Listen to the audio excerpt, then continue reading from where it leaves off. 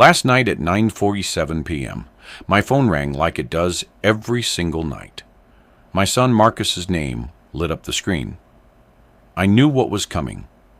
I'd answered this same call for 6 months straight. "Dad, are you alone?" His voice always tight with something I couldn't name. Fear, maybe. Or dread. For 6 months, I'd told him the truth. "No, son, Mrs. Patterson from next door is here." Or, "No, your cousin James is visiting." And every time I said no, he'd ask who was with me, make me describe them in detail, then he'd say, "Okay, Dad, lock the doors. I'll call tomorrow." Then he'd hang up. But last night, I was tired. Tired of the questions. Tired of the fear in his voice. Tired of not understanding. So when he asked, "Dad, are you alone?" I looked at my empty living room, and I lied. "Yes, son, I'm alone."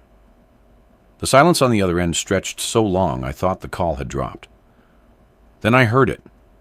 A sound I'll never forget. My son Marcus started crying. Not quiet tears, deep breaking sobs like a man watching someone die. "Dad," he choked out. "Dad, I'm so sorry. I should have told you. I should have made you understand." Then the line went dead. And that's when I heard the footsteps coming from my bedroom upstairs. Slow, deliberate, in my empty house, where I was supposed to be alone. Before I tell you what happened next, do me a favor. If you love these real-life stories about family secrets and the things we hide from the ones we love, go ahead and hit that like button right now. Subscribe if you haven't already, and drop a comment telling me what part of the world you're watching from. These stories matter because they're real. They're the things we whisper about but never say out loud. Until now. My name is Vernon James Mitchell. I'm 73 years old, and I live in a 3-bedroom house on Cascade Road in southwest Atlanta, Georgia.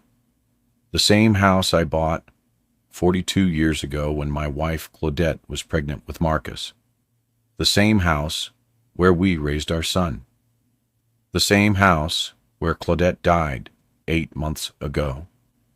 And the same house where I learned that some secrets are buried so deep you forget they're there until they come back to kill you. Let me take you back to where this nightmare really started, 6 months ago. The night the phone calls began. It was April 15th. I remember because it was tax day, and I'd spent the afternoon at H&R Block getting my returns done like I do every year. I came home around 6 in the evening, made myself a TV dinner, Salisbury steak with those little potatoes, and settled into my recliner to watch the news. The house felt too big lately, too quiet. Claudette had been gone for 2 months at that point, and I still wasn't used to the silence. No sound of her humming in the kitchen. No smell of her cooking. No voice calling me Vern from the other room. Just me and the TV, and the weight of 40 years of memories pressing down on my chest. I must have dozed off in that chair because the next thing I knew, my phone was ringing. I jerked awake, confused, my neck stiff from the angle I'd been sleeping at. The TV was still on, showing some late-night talk show I didn't recognize. I grabbed my phone from the side table. Marcus's name on the screen. It was 9:47 p.m. I answered. "Hey, son, everything okay?" There was a pause. Then Marcus's voice came through, and something about it made my skin prickle. "Dad, are you alone right now?" I looked around my empty living room. "Yeah, I'm alone. Why? What's wrong?" Another pause. Longer this time. I could hear Marcus breathing on the other end. Fast, shallow, like he'd been running. "Dad, I need you to listen to me carefully. Go check all your doors and windows. Make sure they're locked. Every single one. I sat up straighter in my recliner. Marcus, what's going on? You're scaring me. Just do it, Dad, please. Check the doors and windows, then call me back. The line went dead. I sat there holding my phone, my heart starting to pound. Marcus wasn't the dramatic type. He was 39 years old, a high school principal over in Decatur, married to a good woman named Sheila, father to my 2 grandbabies. He was steady, practical, not someone who made strange phone calls in the middle of the night, telling his father to check the locks. I pushed myself out of the recliner, my knees cracking like old floorboards. I went to the front door first, locked. Then the back door that led out to the little patio where Claudette used to grow tomatoes. Locked. I checked the windows in the living room, the kitchen, the dining room I never used anymore. All locked. Upstairs, I checked the windows in my bedroom, the guest room, and Marcus's old bedroom that I'd turned into storage. Everything was secure. I called Marcus back. He answered on the first ring. Everything locked? He asked before I could say hello. Yes, everything's locked. Now tell me what's going on. Marcus took a deep breath. I heard a woman's voice in the background, Sheila probably, asking something I couldn't make out. Dad, I need you to do something for me. For the next few weeks, I need you to make sure you're not alone at night. Have someone stay with you. Call Cousin James. Call Mrs. Patterson next door. I don't care who. Just don't be alone in that house after dark. Marcus, you're not making any sense. Why can't I be alone in my own house? Please, Dad, just trust me. Can you do that? I didn't understand, didn't like being told what to do in my own home. But there was something in Marcus's voice, something desperate, something afraid. Okay, I said finally. I'll call James tomorrow, ask him to come stay a few days. I could hear Marcus exhale with relief. Thank you. And Dad, I'm going to call you every night at 9:47. When I call, I need you to tell me the truth. Tell me if you're alone or not. This is important. Do you understand? No, I don't understand, but I'll do it. That's all I'm asking. I love you, Dad. I love you too, son. He hung up, and I stood there in my hallway, feeling like the floor had shifted underneath me. What was Marcus so afraid of? The next morning, I called my cousin James. He's 68, retired from the post office, same as me, and he lived alone in College Park since his wife passed 3 years back. I asked if he could come stay with me for a while. Told him I was lonely since Claudette died and could use the company, which wasn't entirely a lie. James showed up that afternoon with a duffel bag and a case of beer. Vern, you know I'm happy to stay, he said, settling into Claudette's old recliner. But you sure you're okay? You sound strange on the phone. I didn't know how to explain Marcus's call without sounding crazy, so I just said I was having a hard time with the grief. James understood that. He'd been through it himself. That night at 9:47, my phone rang. Marcus. Dad, are you alone? No, James is here. James Patterson, your cousin? That's right. Okay, good. Make sure the doors are locked. I'll call tomorrow. He hung up. James looked at me from across the room. That boy calls you every night? Just recently, I said. Just recently. For the next 2 weeks, James stayed with me. Every night at 9:47, Marcus called. Every night he asked the same question. Every night I told him James was there. And every night Marcus seemed to breathe a little easier. But I was getting frustrated. I wanted to know what was going on. Why my grown son was treating me like a child who couldn't be trusted alone.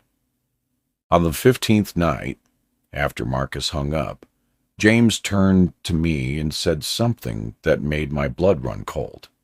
"Vern, you've been doing it again, haven't you? The thing Claudette used to worry about." I stared at him. "What thing?" James wouldn't meet my eyes. "Never mind. Forget I said anything." But I couldn't forget, because somewhere deep in my mind, something stirred. Something I'd been trying not to remember. Those 2 weeks with James were good. We played cards, watched old westerns, talked about the old days when we were young and stupid and full of dreams. But James had his own life to get back to. He had a lady friend, Miss Dorothy, and they had plans to take a trip to Savannah. I told him to go, told him I'd be fine. The night James left, I called Marcus myself before he could call me. "Son, James had to go home, but I'm okay. You don't need to keep calling every night." Marcus's voice went tight. "Dad, no, you can't be alone. Call someone else.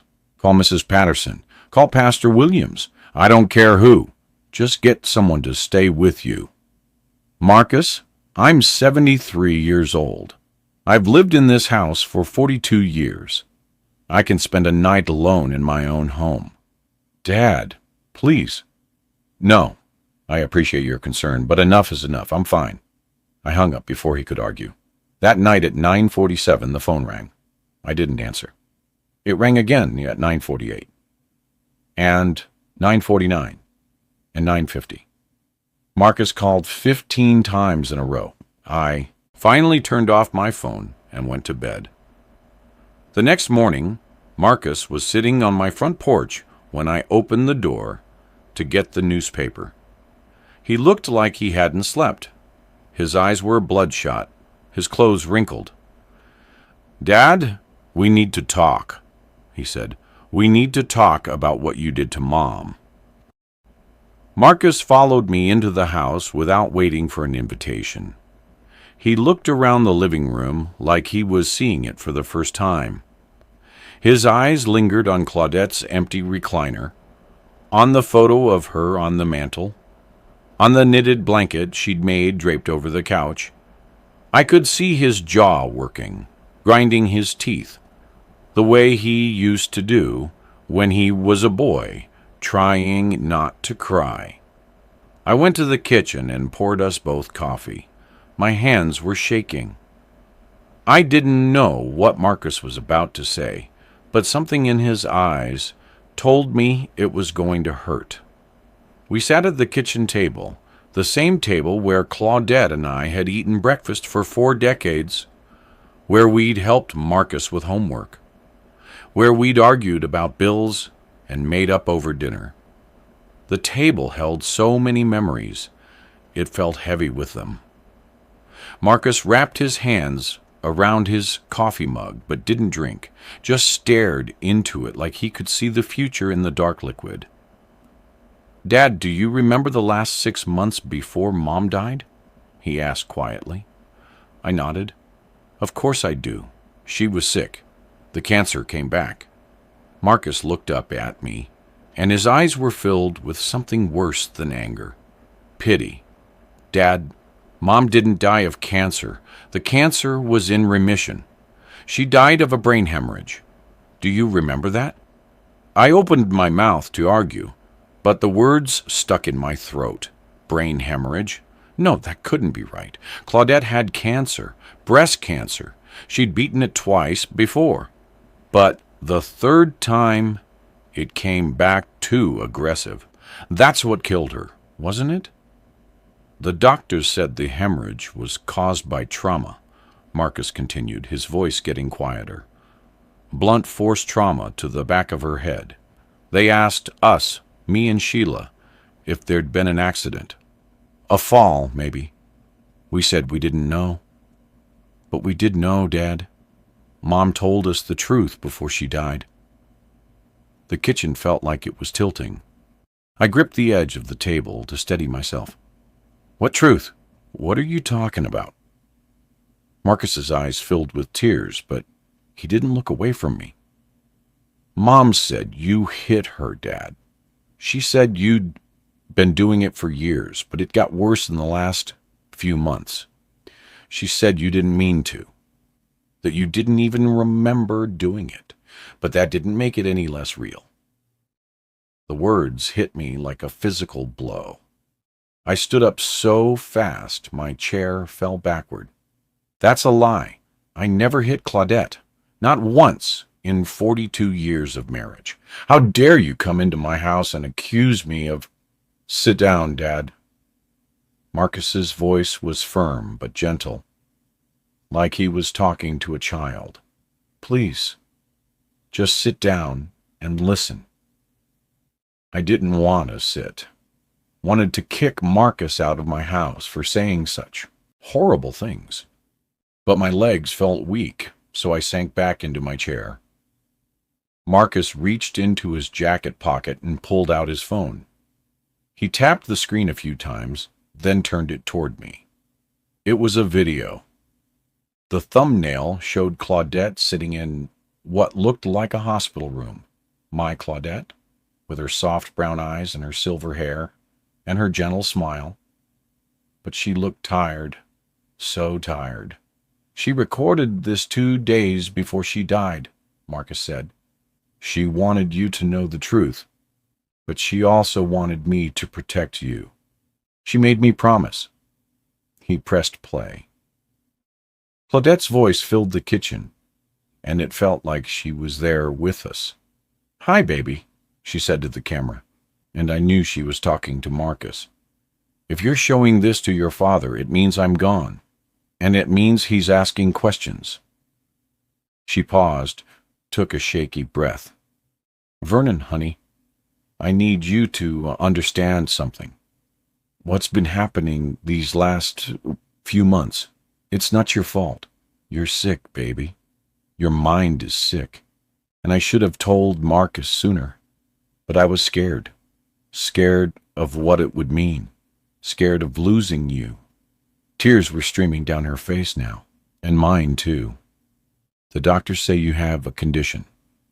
It's called REM, sleep behavior disorder. At night, when you're sleeping, you act out your dreams. But it's not like normal sleepwalking. You get violent. You've hit me 7 times in the past 6 months. You don't remember any of it because you're asleep. But Vernon, the last time you pushed me and I hit my head on the dresser, I didn't want to tell you.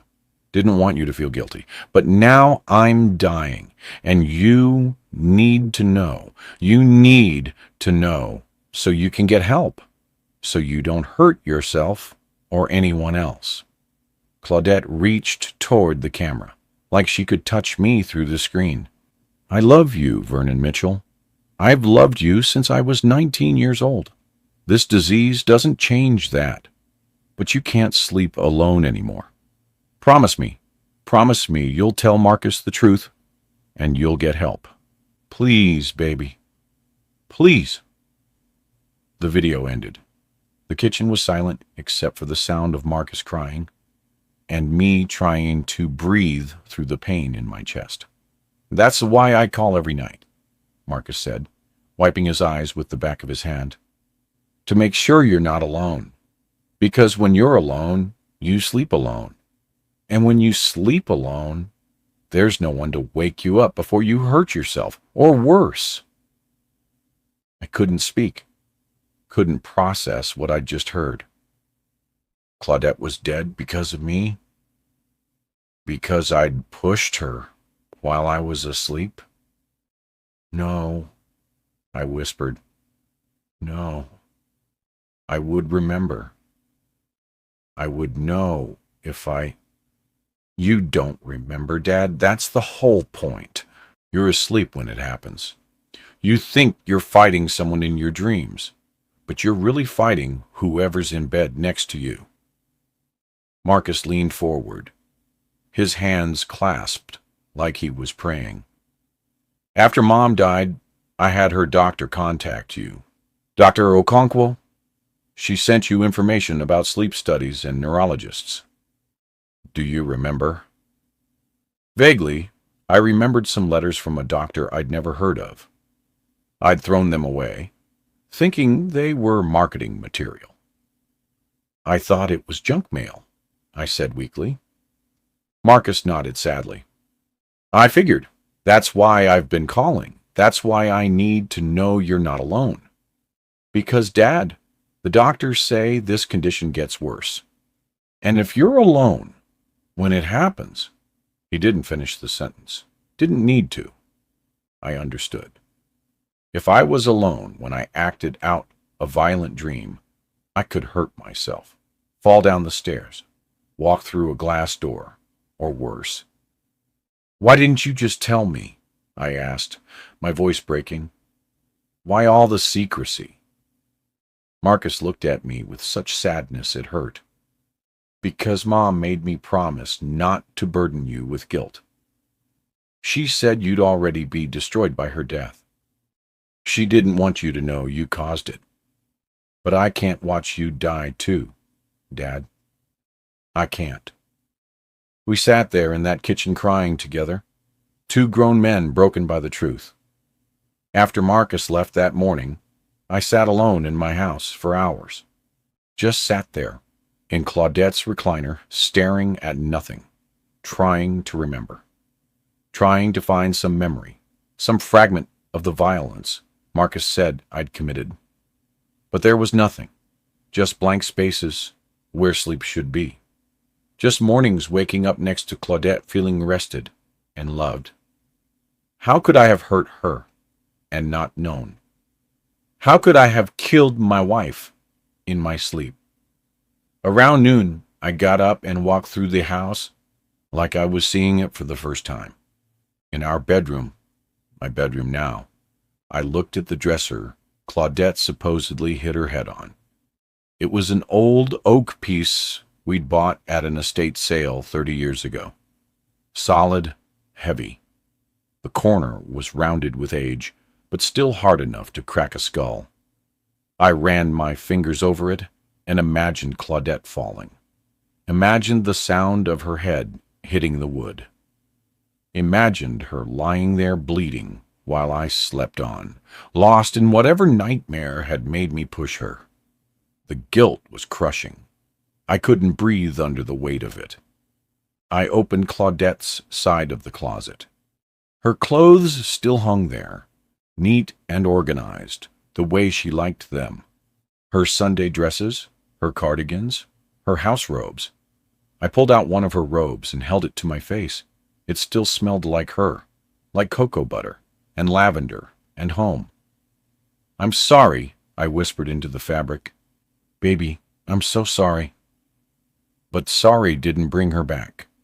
Sorry didn't change what I'd done. That night, I called Mrs. Patterson from next door. She was a widow in her 60s, a retired school teacher who'd been friends with Claudette for 20 years. I asked if she could come, stay with me for a few days. Told her I was lonely and could use the company. Mrs. Patterson showed up within an hour with a plate of chicken and rice and an overnight bag.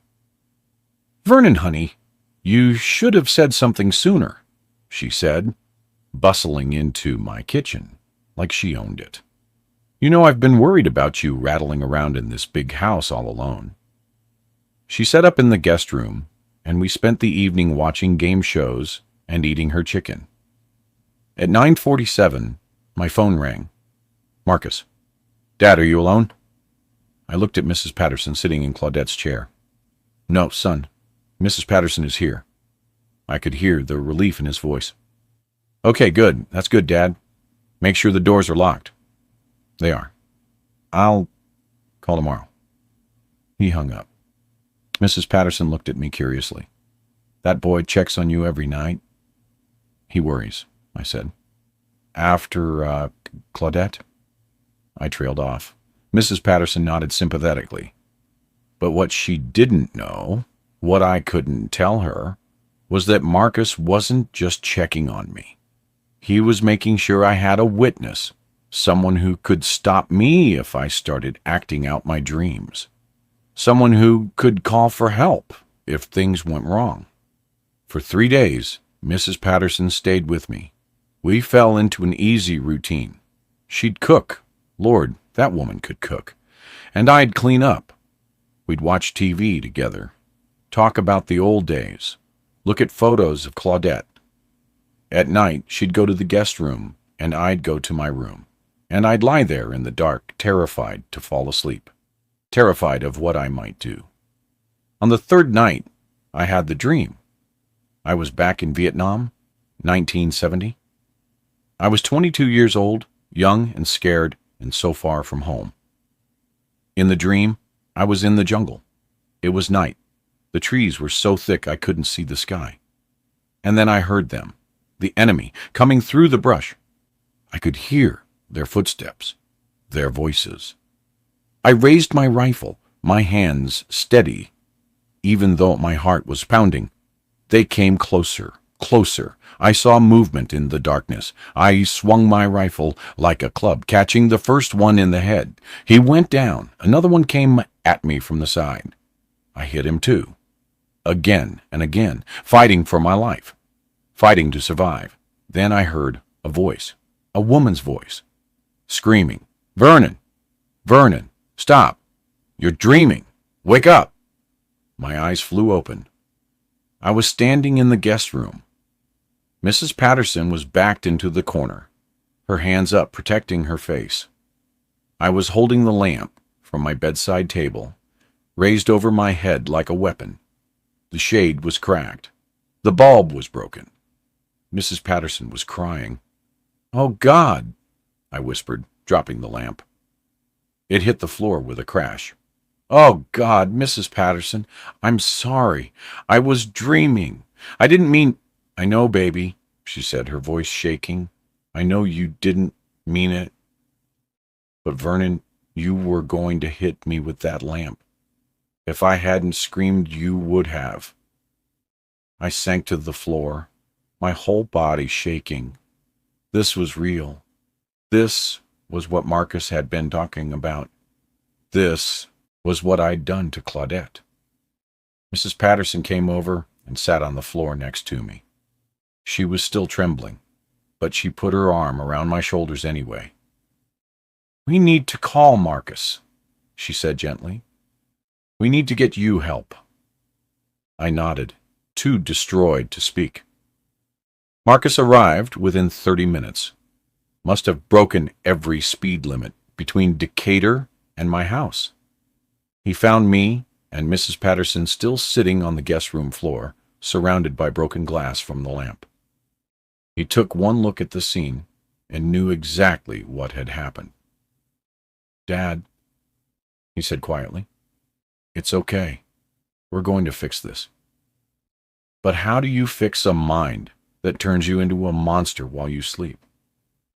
Marcus helped me up and got me settled in the living room, while Mrs. Patterson called her daughter to come pick her up. Before she left, she hugged me tight. "Vernon, this isn't your fault," she said. "You get the help you need. You hear me? And you call me if you need anything." After she left, Marcus sat me down and pulled out his phone. He'd already researched sleep specialists, already made a list of doctors who could help. "First thing Monday morning, we're getting you an appointment," he said. "You're going to do a sleep study. They'll monitor you, see what's happening in your brain, and then we'll figure out treatment, medication, therapy, whatever it takes." I looked at my son, this grown man with gray, starting to show at his temples, and I saw the scared little boy he used to be. "Marcus, what if it doesn't work? What if I hurt someone again?" "That's why you can't be alone," he said firmly. "Not until we get this under control. You stay with me and Sheila, or I'll hire someone to stay here with you. But you don't sleep alone. Ever. Do you understand?" I understood. But understanding and accepting are two different things. That night, Marcus slept in the guest room. At 9:47, his phone alarm went off. He came downstairs and looked at me. "Dad, are you alone?" I looked at him sitting right there in my living room. "No, son. You're here." He smiled sadly. "Good. Let's keep it that way." Monday morning came too fast. Marcus picked me up at 8 and drove me to Emory Sleep Center, a modern building that smelled like antiseptic and fear. A woman at the front desk gave me forms to fill out. Medical history, medications, sleep habits. There was a question that made my hands shake. "Have you ever injured yourself or others during sleep?" I checked yes. The sleep specialist, Dr. Amelia Chen, was a small Asian woman in her 40s, with kind eyes and a no-nonsense attitude. She sat me down in her office and asked me to describe what had been happening. I told her everything. About Claudette, about Mrs. Patterson, about the dreams that turned me into someone I didn't recognize. Dr. Chen listened without interrupting, taking notes on a tablet. When I finished, she looked at me with professional sympathy. "Mr. Mitchell, what you're describing is consistent with REM sleep, behavior disorder, or RBD. It's a condition where the normal paralysis that occurs during REM sleep doesn't happen. So instead of just dreaming, you act out your dreams physically." She pulled up some images on her computer screen, showing brain scans and diagrams I didn't understand. RBD is often an early indicator of neurodegenerative diseases like Parkinson's or Lewy body dementia. We'll need to rule those out. But first, let's do a sleep study and see exactly what's happening when you sleep.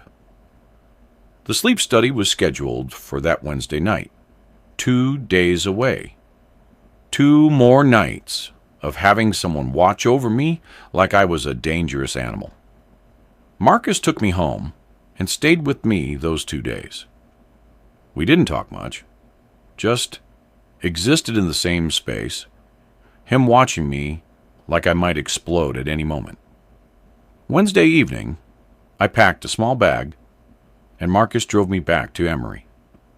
The sleep center had private rooms that looked like hotel rooms, except for all the medical equipment. A technician named Robert, a young black man with a friendly smile, showed me to my room and explained the process. "We're going to attach some sensors to your head and body," he said, pulling out what looked like a tangle of wires. "They'll monitor your brain waves, heart rate, breathing, and movement. Just try to sleep normally." Normal? Right. Like anything about this was normal. Robert spent 30 minutes attaching electrodes to my scalp, my chest, my legs. I looked like something out of a science fiction movie. All wired up and monitored. "Try to relax," Robert said. "Most people have trouble sleeping the first time, but we usually get enough data to work with." He left me alone in the room, with instructions to try to sleep. I lay there in the strange bed, feeling the electrodes pulling at my skin, knowing that somewhere someone was watching monitors, showing my every breath, my every heartbeat, my every brain wave. It felt invasive, violating, but necessary. I thought about Claudette, about how she'd endured this for months, knowing what I might do to her in my sleep, but staying anyway, loving me anyway, protecting me even as I hurt her. The guilt was overwhelming. Around 11 p.m., exhaustion finally won, and I drifted off. The dream came fast. I was in our house, but it was different, darker. The walls were closing in. I could hear footsteps upstairs, heavy, threatening. Someone was in the house, someone who wanted to hurt Claudette. I had to protect her, had to stop them. I ran up the stairs, my heart pounding. The intruder was in our bedroom. I could see a shadow moving near the bed. Moving toward Claudette, who was sleeping, vulnerable. No, I wouldn't let them hurt her. Not again. I charged into the room, swinging. My fists connected with something solid. The intruder fought back. We crashed into furniture. I heard glass breaking, Claudette screaming. I kept fighting, had to protect her, had to... Mr. Mitchell, Vernon, wake up. My eyes snapped open. I was standing in the middle of the sleep study room. The electrodes were torn from my head, wires dangling. The chair in the corner was overturned. The lamp on the nightstand was on the floor, shattered. And Robert the technician was standing in the doorway, his hand on a panic button, his eyes wide with fear. What? I looked down at my hands. My knuckles were bleeding. There was a dent in the wall where I'd apparently punched it. You've been fighting in your sleep for the past 10 minutes, Robert said, his voice carefully controlled. We've got it all on video. Dr. Chen is reviewing it now. He helped me sit on the bed, keeping his distance like I might attack him again. My hands were shaking. My whole body was shaking. This was what Claudette had lived with. This violence. This terror. No wonder she died. How many times had I hit her before the final push that killed her? How many nights had she lain awake next to me, afraid to sleep? Dr. Chen came in a few minutes later, her face grave. Mr. Mitchell, we have conclusive evidence of severe REM sleep behavior disorder. Your REM atonia, the paralysis that should occur during dreaming, is completely absent. You went from sleeping to full violent activity in seconds. She pulled up a laptop and showed me the video. I watched myself sleeping peacefully one moment, then suddenly sitting up, eyes open but unseeing, and starting to fight invisible enemies. I watched myself punch the wall, throw the chair, tear at the electrodes on my head like they were attacking me. I looked like a man possessed. This is one of the most severe cases I've seen, Dr. Chen said quietly, and it's likely to get worse without treatment. I'm going to start you on clonazepam immediately. It's a medication that can suppress RBD in most patients. But you'll also need to see a neurologist. We need to determine if there's an underlying neurodegenerative condition. She paused, choosing her words carefully. Mr. Mitchell, you cannot sleep alone until we get this under control. The risk of self-harm or harming others is too high. Do you understand? I understood. I understood that I'd become a danger to everyone around me, including myself. Marcus picked me up early Thursday morning. Dr. Chen had called him, filled him in on everything. He looked at me differently now. Not with fear exactly, but with caution. Like I was a bomb that might go off any second. We'll figure this out, Dad, he said as we drove home. But his voice lacked conviction. When we got to my house, Sheila was there waiting, sweet Sheila with her warm smile and her patient nature. She'd brought the kids, my grandbabies, Marcus Jr., who was 8, and little Jasmine, who was 5. They ran to me when I walked in, hugging my legs like they always did, and all I could think was, I'm dangerous, I could hurt them. Marcus must have seen the look on my face because he quickly ushered the kids into the backyard to play. Then he and Sheila sat me down at the kitchen table. Dad, Sheila, and I have been talking, Marcus said. We think you should move in with us, just until we get your condition under control. Move in with them? Leave the house I'd lived in for 42 years? No, I said immediately. This is my home. Claudette and I built a life here. I can't just leave. Sheila reached across the table and took my hand gently. Vernon, we love you, and we want you safe. Please, let us help you. But what they didn't understand was that this house was all I had left of Claudette. Her presence was in every room, her memory in every corner. Leaving would feel like abandoning her all over again. I'll think about it, I lied. But I had already made up my mind. I wasn't leaving. Dr. Chen prescribed me clonazepam, a little pill I was supposed to take every night before bed. She said it would suppress the RBD episodes, make me sleep peacefully like a normal person. I wanted to believe her. God, I wanted to believe her. The first night on the medication, Marcus stayed with me. We went through our routine, locked all the doors, checked all the windows, said our good nights. At 9:47, Marcus looked at me from the guest room doorway. Dad, are you alone? No, son. You're right here. He nodded, satisfied. I took my pill and went to bed, hoping that this tiny piece of medicine would fix what was broken in my brain. I slept through the night without incident. Woke up in the morning in the same position I'd fallen asleep in. Marcus was relieved. See, Dad, the medication's working.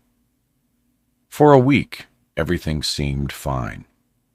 Marcus stayed with me those first few nights, then went back home once he was confident the medication was working. He still called every night at 9:47, still asked if I was alone, but his voice had lost some of that desperate edge. I arranged for Mrs. Patterson to check on me during the day, and at night I'd take my pill and sleep peacefully, or so I thought. On the 8th night, everything went to hell. I'd taken my medication as usual, settled into bed with a book, one of those old westerns Claudette used to tease me about reading. Fell asleep around 10. The dream was different this time. I was at Claudette's funeral, but she wasn't in the casket. The casket was empty. Everyone was crying, searching for her. Where was Claudette? Where did she go? Then I saw her, standing in the corner of the funeral home. But she wasn't alone. There was a man with her, a man in shadows. He was hurting her, his hands around her throat. She was struggling, dying. Again, I ran toward her, had to save her, had to stop him. But my legs were heavy. I couldn't move fast enough, couldn't reach her. Claudette! I screamed. Hold on, baby! I pushed harder, ran faster. The man turned toward me. His face was my face. I was the one killing Claudette. I was the monster. No! I swung at him, at me, trying to stop the violence, trying to save her. I woke up on my front lawn. It was 3 a.m. I was in my pajamas, barefoot on the cold grass. My front door was wide open behind me, and my neighbor's dog was barking frantically from across the street. I stood there confused, trying to understand how I'd gotten outside. The last thing I remembered was reading in bed, then the dream, then nothing. I walked back into my house, my feet freezing on the dew-wet grass. Inside, I saw the evidence of what I'd done. The living room was destroyed. The coffee table was overturned. Claudette's recliner was pushed against the wall. The photos on the mantel were knocked over, glass shattered across the floor. And on the wall above the couch, there was a hole about the size of my fist.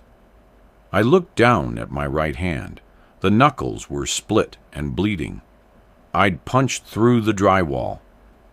The medication hadn't worked.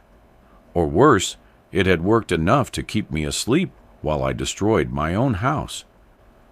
I called Marcus. It was 3 a.m, but I didn't care.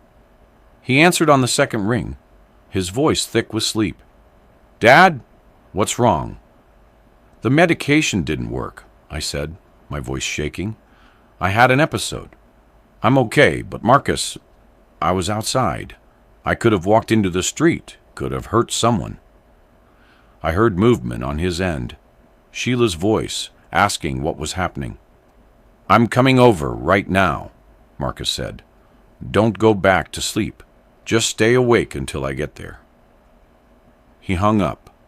I sat on my destroyed couch, surrounded by broken glass, and waited for my son to come save me from myself. Marcus arrived 20 minutes later. Sheila was with him. They took one look at the living room, and I saw the fear in their eyes. Not fear of me, exactly. Fear for me. Dad, this is it, Marcus said firmly. No more discussion. You're coming to stay with us. We'll get the guest room set up, and you'll sleep there, where we can monitor you. I can't leave. Yes, you can. Marcus's voice rose. He almost never yelled. Dad, you could have died tonight. You could have walked into traffic, fallen down the stairs, hurt yourself or someone else. I'm not giving you a choice anymore. You're coming with us. Sheila put her hand on Marcus's arm, calming him. Then she turned to me with those kind eyes. Vernon, we want you safe. We want you with us. The kids will love having Grandpa around. And you can keep all of Claudette's things here. We're not asking you to give up this house.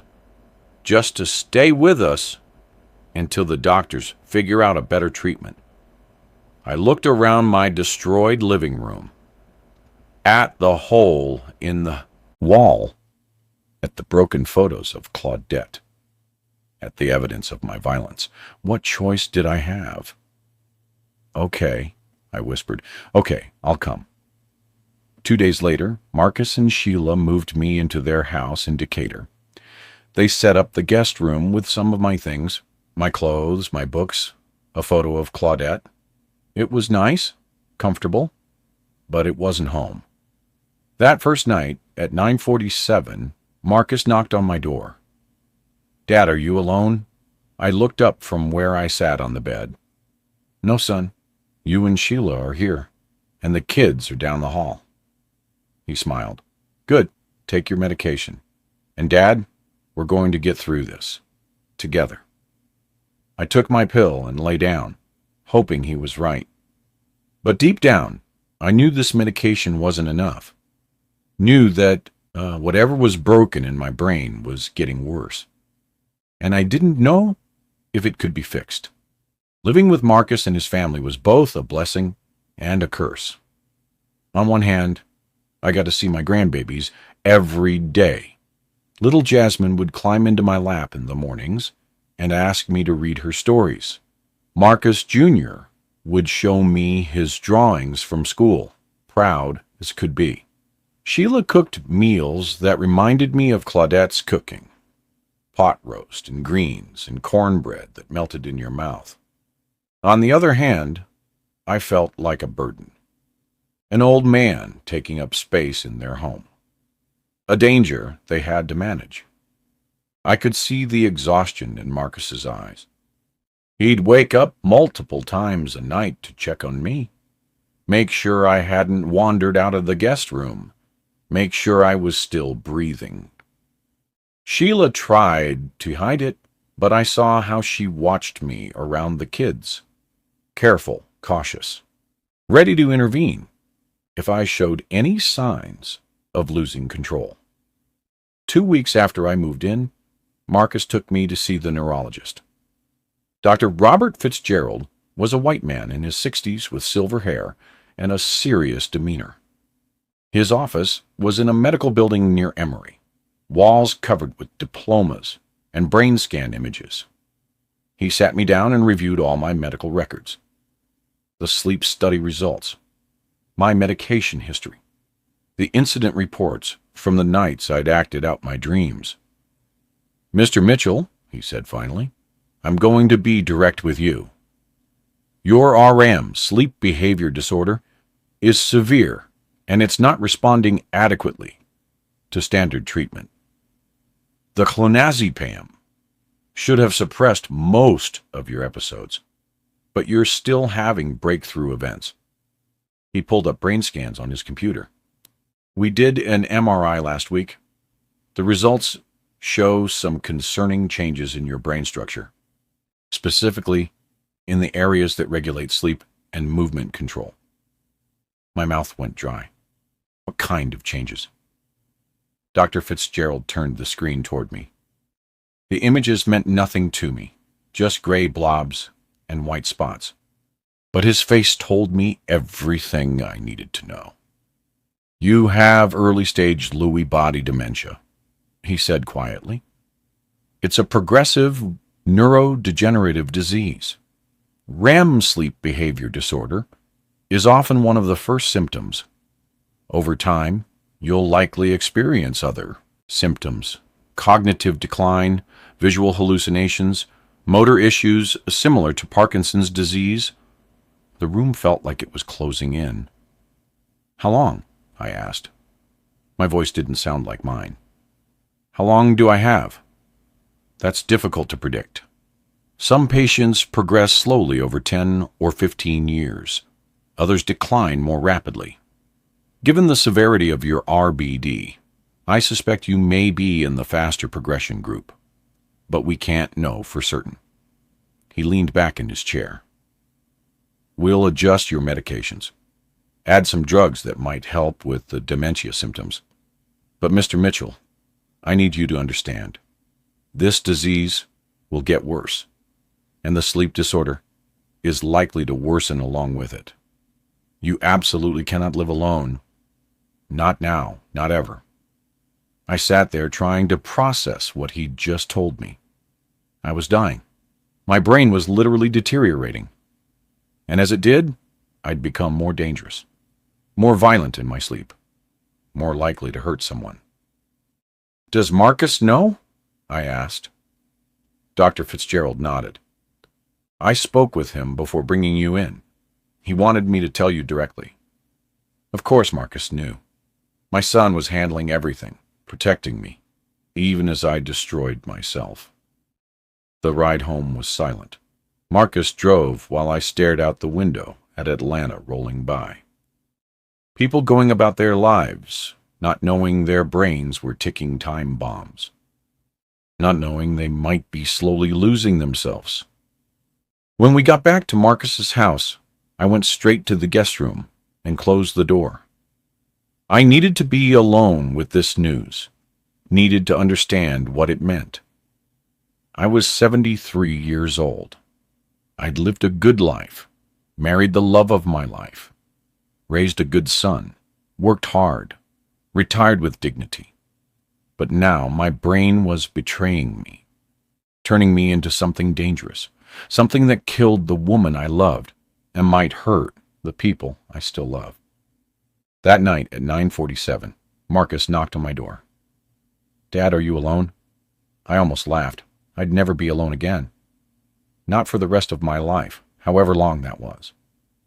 No, son, you're here. Did you take your medication? Yes. All 3 pills, the clonazepam, the carbidopa-levodopa, and the rivastigmine?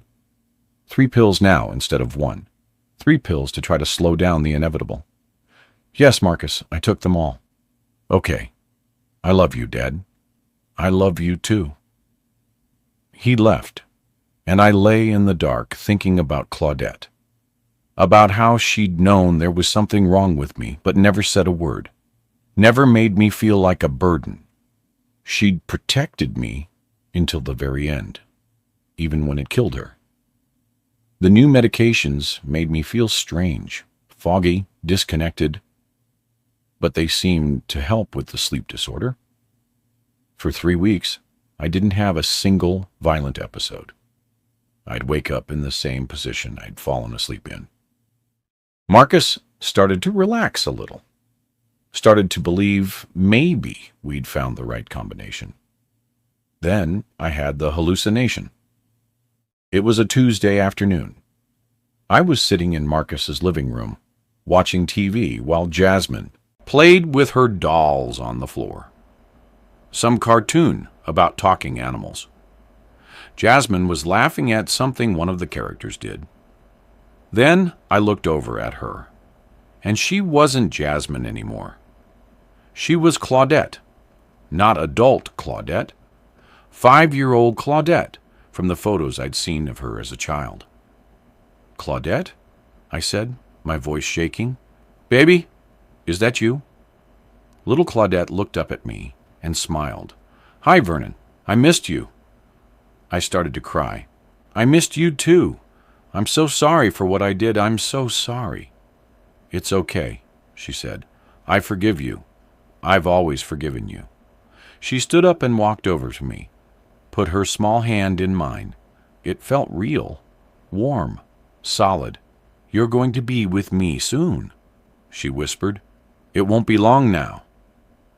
"Vernon, Vernon, who are you talking to?" I blinked. Sheila was standing in the doorway, looking concerned. I looked down. I was holding Jasmine's hand, not Claudette's. My 5-year-old granddaughter was looking up at me with confused eyes. "Grandpa, why are you crying?" she asked. I let go of her hand and stood up, backing away. "I'm sorry, I thought you were someone else." Sheila quickly ushered Jasmine out of the room. "Go play in your room, baby." Then she turned to me. "Vernon, what just happened?"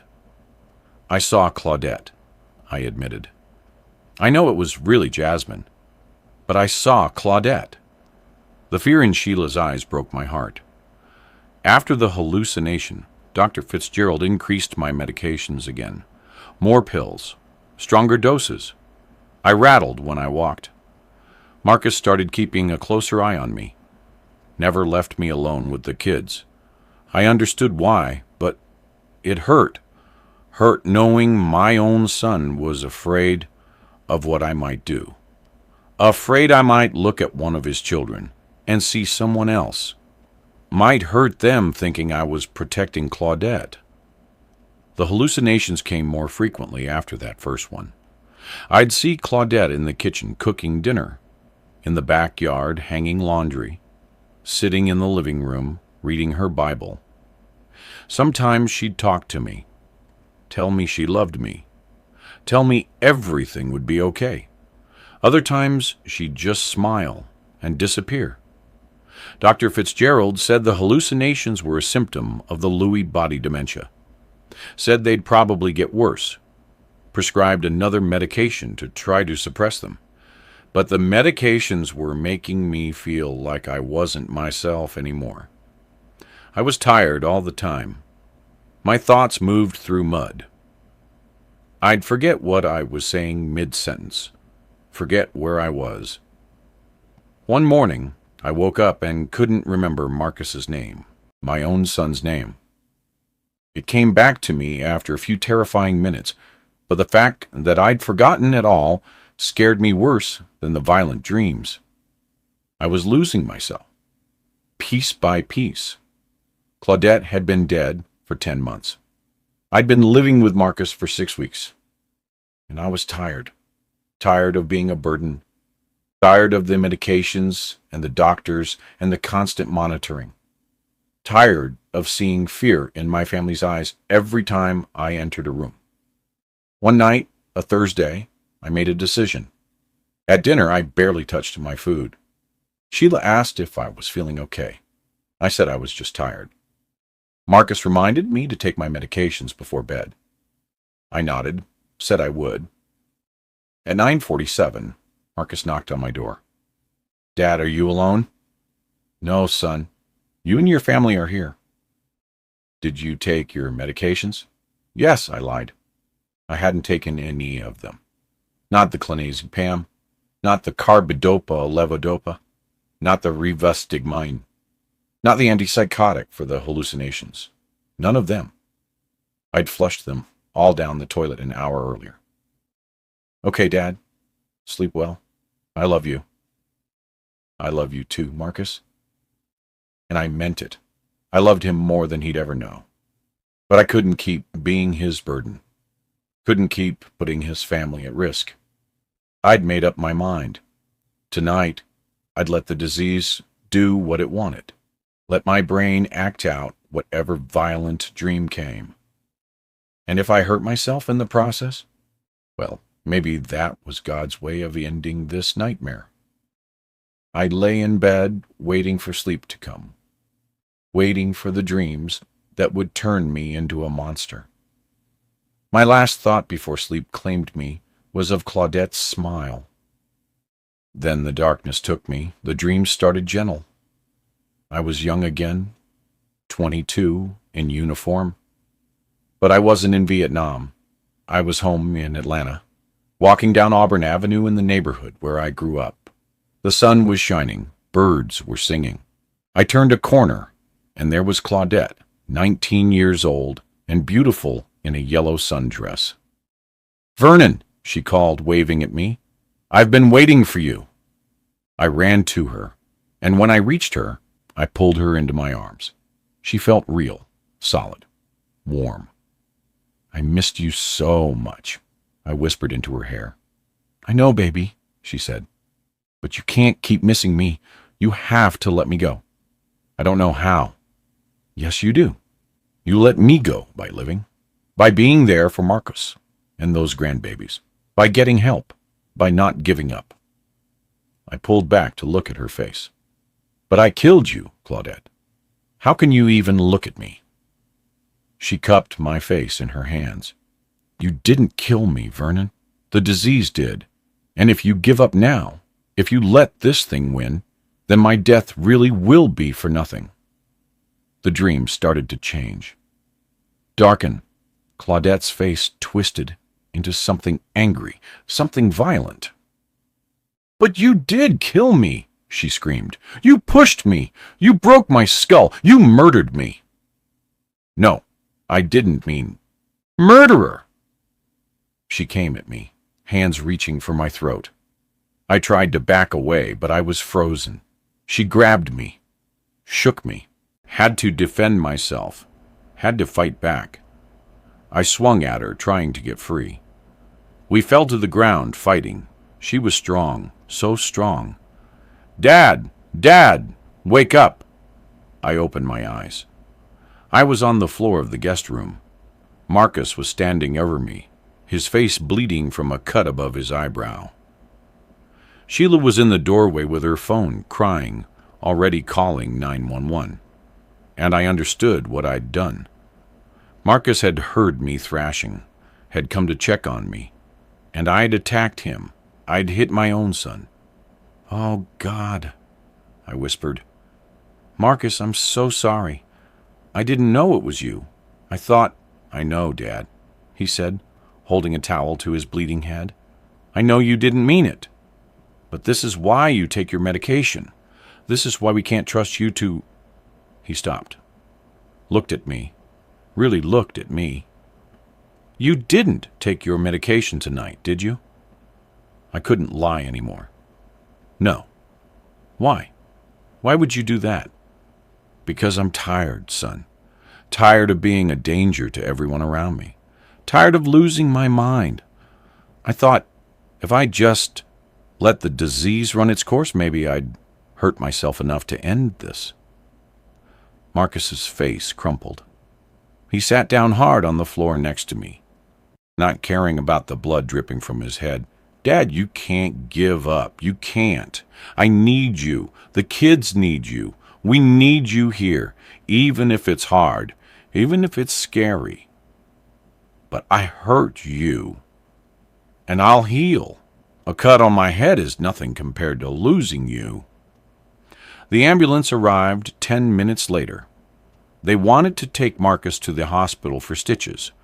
They also wanted to take me for a psychiatric evaluation. Marcus refused to let them take me. "He's staying with me," he said firmly. "I'll watch him tonight.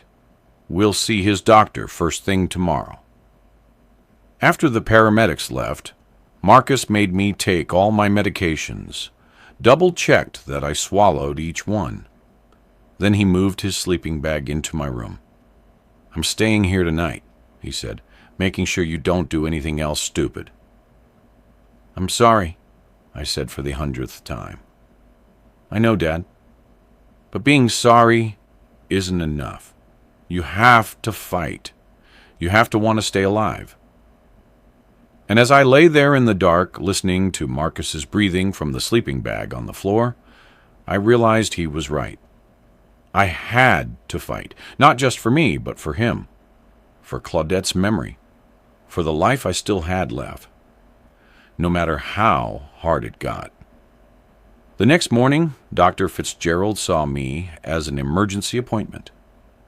Marcus sat in the office with me, the cut above his eyebrow covered with white butterfly bandages. The doctor looked at both of us and sighed heavily. "Mr. Mitchell, what you did last night was incredibly dangerous.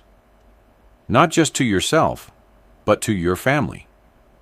If you can't be trusted to take your medications, we need to consider other options."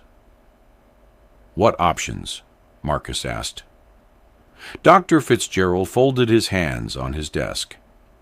"Inpatient care.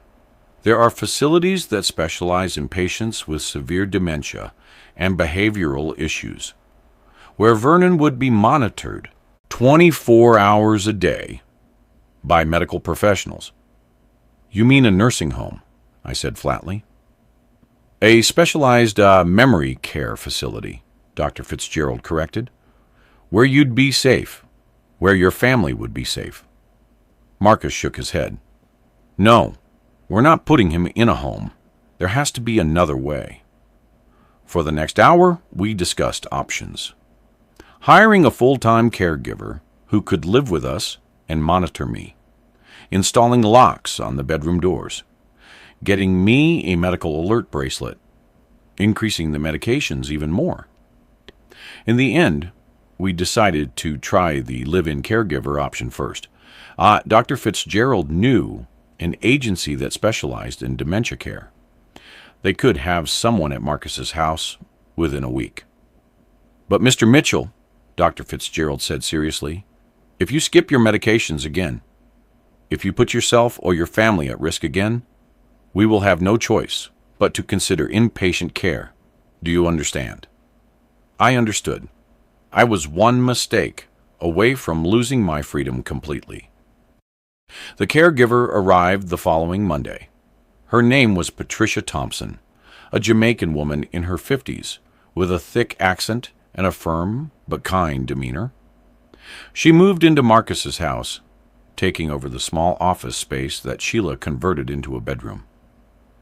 Patricia's job was to monitor me around the clock, make sure I took my medications, keep me from wandering, watch for signs of hallucinations or violent behavior. At first, I resented her, resented having a stranger follow me around my son's house, resented being treated like a child who couldn't be trusted. But Patricia was good at her job. She wasn't intrusive, but she was always there, sitting nearby when I watched TV, following at a distance when I went outside, checking on me multiple times during the night. Every night at 9:47, Marcus would knock on my door. "Dad, are you alone?" "No, son. Patricia is here." It became our new normal, and slowly I started to feel safer. Knowing Patricia was there meant I couldn't hurt anyone, even accidentally. Couldn't wander outside in my sleep. Couldn't attack someone thinking they were a dream enemy. The medications seemed to be working better too. The hallucinations decreased. The violent episodes stopped. For 6 weeks, everything was stable. I started to believe maybe we'd found the right combination of medication and supervision. Maybe I could live like this for whatever time I had left. Then Marcus's phone call saved my life. It was a Tuesday. Patricia had taken the evening off, her first night off since she'd started. Marcus said he'd monitor me himself. We went through our routine. Medications, locked doors, good night. At 9:47, Marcus called my cell phone instead of knocking on the door. He was downstairs dealing with something. Jasmine had spilled juice all over the kitchen floor. "Dad, are you alone?" his voice asked through the phone. I looked around my empty room. Patricia was gone. Marcus was downstairs. Sheila was helping with the juice situation. The kids were in their rooms. Technically, I was alone. But something stopped me from saying yes. Some instinct. Some small voice that said, "Tell the truth." "The kids are down the hall," I said carefully. "And you and Sheila are downstairs. So no, I'm not alone." "Did you take your medications?" "Yes, all of them." "Okay, I'll be up in a few minutes to check on you." He hung up.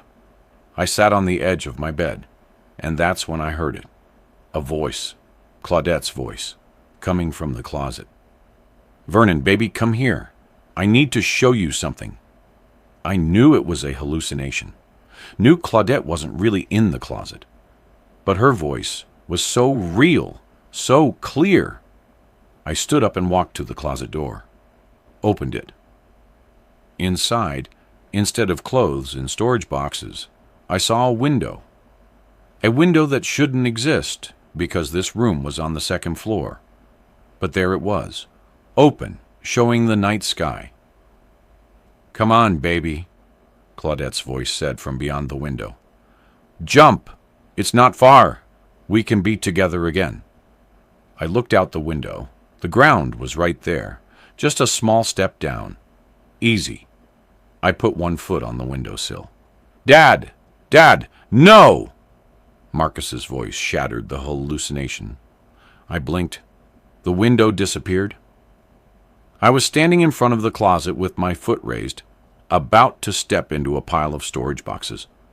Marcus grabbed me and pulled me back. "What were you doing?" he demanded, his eyes wild with fear. "The window," I said, confused. "Claudette said to jump. Said it wasn't far." Marcus's face went pale. "Dad, there's no window. You were about to step onto a pile of boxes. If you'd fallen the wrong way, you could have broken your neck." He was shaking. I realized how close I'd come to dying. How the disease was trying to kill me, using Claudette's voice to trick me. After that night, Patricia wasn't allowed to take evenings off anymore. Marcus hired a second caregiver to give Patricia breaks during the day, but someone had to be watching me at all times, especially at night. The hallucinations were getting worse, more convincing. My brain was actively trying to kill me, and it was getting creative about it. Dr. Fitzgerald adjusted my medications again. I was up to 6 different pills now, 3 times a day. I felt like a zombie most of the time, but at least I wasn't seeing windows that didn't exist. 2 weeks later, I had what Dr. Fitzgerald called a moment of clarity. I woke up one morning, and my head felt clear for the first time in months. I remembered everything: the RBD, the dementia, Claudette's death, the medications, the caregivers. It all made sense again. I got up and found Marcus in the kitchen, making breakfast for the kids. "Son," I said, "I need to tell you something while my head's clear." Marcus turned, and I saw hope flicker in his eyes. Hope that maybe I was getting better. "I'm sorry," I said, "for all of this. For being a burden, for hurting you and your family. And I need you to know, when the time comes, when I can't recognize you anymore, or I become too dangerous. You put me in that facility Dr. Fitzgerald talked about. Don't wait. Don't feel guilty. You protect your family. Dad, no, listen to me. I'm still me right now, and I'm telling you, I don't want to die here in your house while your kids watch. I don't want Jasmine or Marcus Jr. to remember Grandpa as a scary man who tried to hurt people. When I get too bad, you let me go. You put me somewhere safe where I can't hurt anyone. Promise me." Marcus hugged me tight, and I felt his tears on my shoulder. "I promise, Dad. But not yet. Not while you're still you." "Okay," I whispered. "Not yet." That moment of clarity lasted about 6 hours. By dinner time, my head was foggy again. But I'd said what I needed to say. Made Marcus promise. Now he could do what needed to be done without guilt. And I could stop fighting so hard to hold on. Peace don't come cheap. But sometimes it comes in small moments of acceptance. 3 months passed. Summer turned to fall. I'd been living with Marcus for almost 5 months total. Been under Patricia's care for 4 of those months. The disease was progressing. Some days I knew who everyone was. Other days, I'd call Marcus by my brother's name, or forget Sheila entirely. The kids knew to stay away from Grandpa when he had his confused times. I hated that. Hated seeing fear in little Jasmine's eyes when I couldn't remember her name. Dr. Fitzgerald said I was declining faster than he'd hoped. The medications were losing their effectiveness. The hallucinations were constant now. I'd see Claudette multiple times a day. Sometimes she'd comfort me. Sometimes she'd accuse me. Sometimes she'd try to convince me to do dangerous things. Patricia was skilled at talking me through the hallucinations, reminding me what was real and what wasn't. But it was getting harder to tell the difference. One Wednesday, I remember it was Wednesday because Patricia made her Jamaican stew that day, something felt off. I couldn't place what it was, just a strange feeling in my chest, like something bad was coming. At dinner, Marcus seemed distracted, kept checking his phone. When I asked if everything was okay, he said work was busy, principal stuff. I didn't push. At 9:47, I sat in my room waiting for Marcus to call or knock on my door. We'd kept up this ritual for 8 months now, every single night. "Dad, are you alone?" I'd tell him who was with me. He'd remind me about my medications. We'd say, "I love you." Then I'd sleep, knowing my son was watching over me. But 9:47 came and went. No call, no knock. I waited. 9:50, 9:55, 10 Xiaoming. Nothing. Patricia noticed me watching the clock. "Everything okay, Mr. Vernon?" she asked. "Marcus didn't call," I said. "It's past 9:47. He always calls at 9:47. Patricia checked her phone. "Maybe he got caught up with something. I'll go check on him." She left my room. I heard her walking downstairs, talking to someone. Then silence. She came back a few minutes later, her face carefully neutral. "Mr. Vernon, Marcus had to go out. An emergency at the school. Some kind of incident with a student. He'll call when he can." Something about that felt wrong. Marcus had never missed a call before. Not once in 8 months. Not for work, not for anything. "I want to talk to him," I said. Patricia hesitated. "He's in a meeting right now. Can't take calls, but I promise he'll check in soon." I didn't believe her. Something was very wrong. "Patricia, where is my son?" "He's at work, Mr. Vernon. He's fine. Now let's get you ready for bed." She helped me with my nighttime medications, though I noticed she was watching me extra carefully to make sure I swallowed them. Then she settled into the chair in my room where she always sat during the night. I lay in bed, but I couldn't sleep. My brain kept telling me something was wrong. Marcus wouldn't miss the call. He just wouldn't. Unless he couldn't call. Unless something had happened to him. Around 11 p.m., I heard raised voices downstairs. I couldn't make out the words, but I recognized Sheila's voice. She sounded upset. Cry-ins, maybe. Patricia heard it, too. She stood up. "I'll be right back, Mr. Vernon. You stay here." She left, closing the door behind her. I should have listened, should have stayed in bed. But fear for Marcus overrode everything else. I got up and crept to the door, opened it quietly, crept down the hallway toward the stairs. I could hear more clearly now. Sheila was crying. "Can't believe this is happening. What are we going to tell him? What are we going to tell the kids?" Another voice. A man's voice I didn't recognize. "Need to stay calm. The doctors are doing everything they can, but you need to prepare yourself." I couldn't hear the rest. My heart was pounding. The doctors? What doctors? Was Marcus sick? Hurt? I started down the stairs. Had to know what was happening. Had to find out if my son was okay. Halfway down, I saw them. Sheila and Patricia in the living room. And a police officer, a black man in uniform, standing near the door.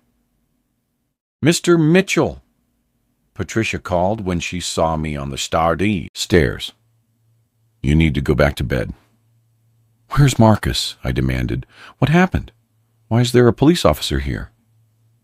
Sheila looked at Patricia, then at me. Her face was ravaged with tears. She made a decision. "Vernon, there was an accident. Marcus was driving home from work, and a drunk driver ran a red light, hit Marcus's car on the driver's side." The world tilted. "Is he—" I couldn't finish the question. "He's alive," Sheila said quickly. "He's at Grady Memorial Hospital, in surgery. They're doing everything they can. But Vernon, it's bad. They don't know if he's going to make it." My legs gave out. I sat down hard on the stairs, my whole world crumbling. Not Marcus, not my son. "I need to go to him," I said. "I need to be there." "Vernon, you can't," Patricia started. "He's my son," I yelled. "My only child. I don't care about the disease or the danger or anything else. If Marcus is dying, I need to be there." The officer stepped forward. "Sir, I understand you're upset, but you're not well enough to go to the hospital. You'd be a danger to yourself and others." "I don't care." I was standing now, my voice rising. "That's my boy in there. I have to—" Everything went black. I woke up in my bed. Patricia was there, holding my wrist, checking my pulse. "You fainted, Mr. Vernon," she said gently. "The stress was too much. I gave you something to calm down." My head felt foggy. Whatever she'd given me was strong. "Marcus," I whispered. "Still in surgery. Sheila's at the hospital. I'm here with you and the kids." I tried to sit up, but my body wouldn't cooperate. The medication was pulling me under. If he dies, I couldn't finish. Couldn't voice the horror of losing Marcus, of surviving my son. "He's strong," Patricia said, "and the doctors are good. You just rest now. When there's news, I'll wake you." I tried to fight the medication, tried to stay awake, but it was no use. The darkness claimed me, and in the darkness Claudette was waiting. "It's time, Vernon," she said. "Time to come with me. Marcus doesn't need you anymore. Let go." "No," I whispered. "Not until I know he's okay." "You already know," she said sadly. "Deep down, you know." And maybe I did. Maybe some part of me knew that this was it. That I was going to lose my son the same way I'd lost his mother. That the disease had taken everything from me. And there was nothing I could do but wait in the dark for the news that would destroy me. I woke up to sunlight streaming through the window. For a moment, I didn't remember. Didn't remember the accident, or Marcus in surgery, or the police officer in our living room. Then it all came rushing back. I sat up fast, too fast. The room spun. "Easy, Mr. Vernon." Patricia was still there, looking exhausted. She'd been in that chair all night. "What time is it? Is there news about Marcus?" Patricia's face was unreadable. "It's 8 a.m. And yes, there's news." My heart stopped. I couldn't breathe, couldn't speak, just waited for her to tell me my son was dead. "Marcus made it through surgery," she said, and I exhaled so hard I almost fell over. "He's in ICU, critical but stable. He's going to survive, Mr. Vernon. He's going to be okay." I started crying, deep, racking sobs that shook my whole body. Marcus was alive. My boy was alive. Patricia let me cry for a few minutes, then handed me tissues. "Sheila called about an hour ago. Marcus is sedated right now, but he's breathing on his own. The doctors are optimistic. He's got a long recovery ahead. Broken ribs, broken leg, internal injuries, but he's going to make it." "I want to see him," I said. Patricia nodded. "I talked to Sheila about that. She's arranging it. But Mr. Vernon, you need to understand, you can't stay long. The hospital environment, the stress, it's not good for your condition. You go, you see him, you come right back. Understood?" I understood, but I'd crawl to Grady Hospital if I had to. I needed to see my son alive. At 10 a.m., Patricia drove me to the hospital. Sheila met us in the lobby, looking like she'd aged 10 years overnight. She hugged me tight. "He's asking for you," she whispered. "Keeps saying he needs to talk to you." "He's awake?" "Just barely. The pain medications make him sleepy, but he's lucid." She led us up to the ICU. The antiseptic smell brought back memories of when Claudette died. I pushed them away, focused on Marcus, on seeing him alive. We had to scrub our hands and put on gowns before entering his room. Then Sheila pushed open the door, and there he was, my son, my beautiful boy, lying in a hospital bed covered in bandages and tubes and monitors. His left leg was in a cast elevated in some kind of sling. His chest was wrapped.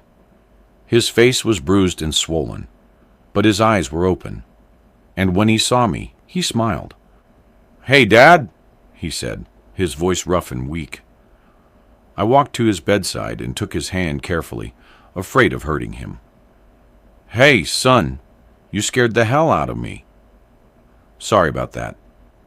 He winced as he tried to shift position. "Dad, I need to tell you something, while my head's clear. You need to rest. No, listen. Last night when I didn't call you at 9:47, it wasn't because I was in an accident yet.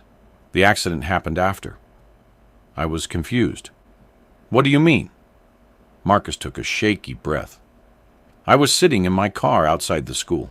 It was 9:30. I had plenty of time to get home for our call.